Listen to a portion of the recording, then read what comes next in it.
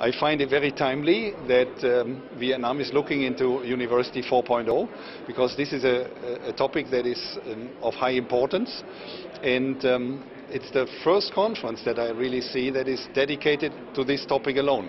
So I'm very curious what I can learn over the next 2 days, and I'm happy and honored that I can contribute. Tôi nghĩ là đây là cái thời gian mà rất là kịp lúc, đúng lúc cho Nguyễn Đức Thành, cho Việt Nam, khi mà có cái hội thảo về công nghiệp 4.0 này, đặc biệt là Nguyễn Đức Thành thì đây là cái hội thảo đầu tiên về cái nền giáo dục 4.0. Okay. Okay.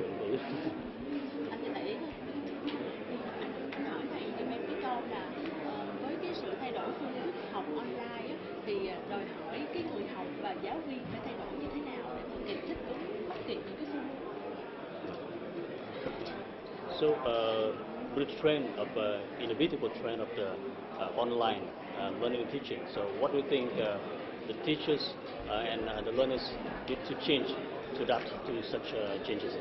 Yeah, well, frankly, I'm a bit critical about the many MOOCs, the many multi-open online courses that you see on the web. It's thousands nowadays, and many of them have a huge failure rate, meaning that students begin a course and don't finish it, and in particular don't finish it successfully.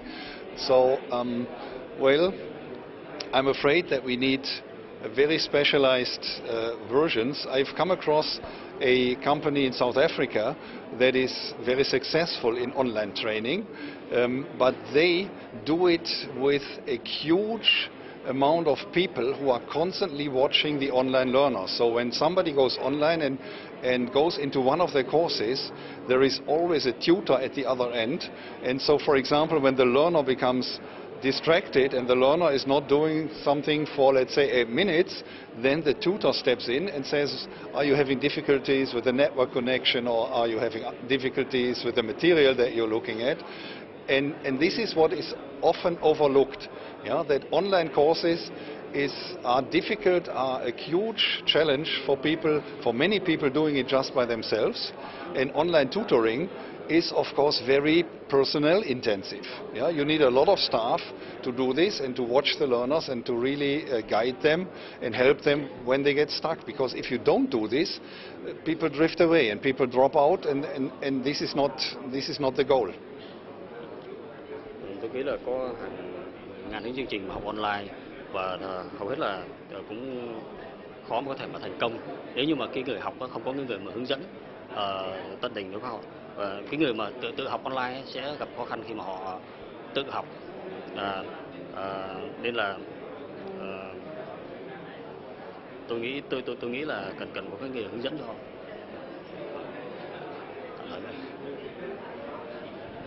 I don't think catch all your idea.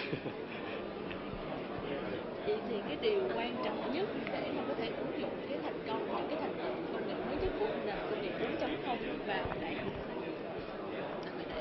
Việt Nam, các vào Việt Nam có đủ điều kiện hay là còn thiếu cái tiêu chí nào để có thể ứng dụng như thế này? So what she said is that what is the context of Vietnam now? So do we have enough conditions and to adopt successfully the education 4.0? So what we need to do more to adopt it successfully?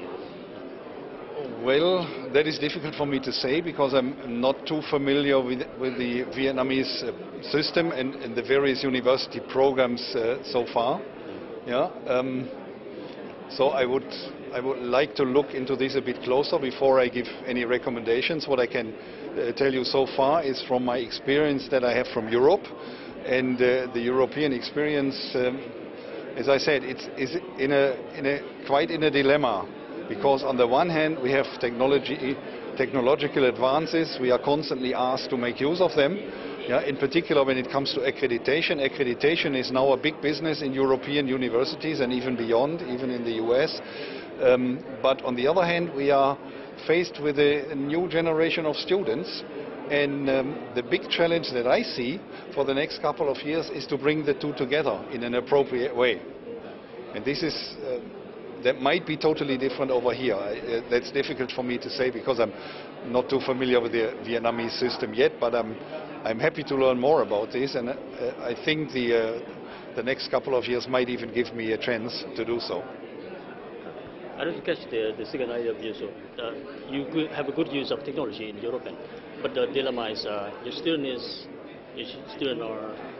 Yeah, we have a good use of technology in Germany, but one of the things that we are in the very beginning is making use, exploiting all the data that we can gather about our student population these days.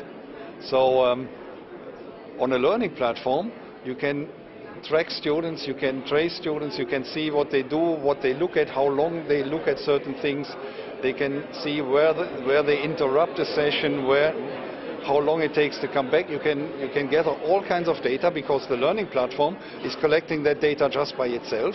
And so far we do nothing to somehow exploit this data, somehow make use of this data. So for example, I would expect that from all the data that we gather, we can relatively easily determine where students have problems, where they get stuck, where they do not understand the material because they either drop out or they come back often and more often. They repeat certain sections. And that would be the ideal situation for a tutor to step in and say, well, hey, what is your problem? Can I help you in this situation?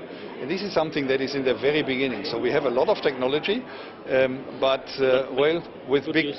with big data nowadays, big data is one of the buzzwords that everybody is saying. With big data nowadays, we could do a lot more, and I'm really expecting this for the near future, that once we start exploiting this data and make use of it, and make use of it like many businesses are doing. In electronic commerce, it has been common for 15-20 years now to give people recommendations. Why not do the same thing with learners? Why not do the same thing with students?